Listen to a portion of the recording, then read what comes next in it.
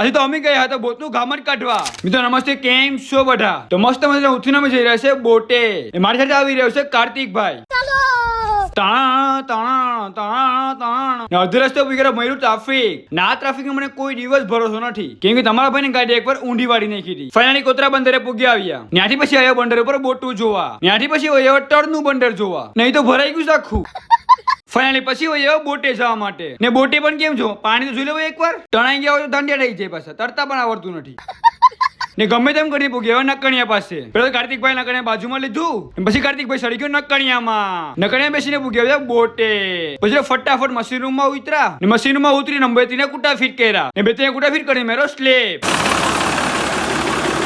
પછી ફટાફટ ઉપર ચેક કરો ગામટ આવે કે આવતું નથી. ને ગામટ તો આવી રહ્યું છે. પછી તો આગળ આવીને જો શેરા બાંધેલા છે ચેક કર્યા. પછી ફટાફટ મશીનમાં ઉતરીને મશીન બંધ કર્યું કે મેં ગામટ નીકળી ગયું. ફાઇનલી મેં તો ગામટ નીકળીને પાછા મળે નવા મિની બ્લોગમાં.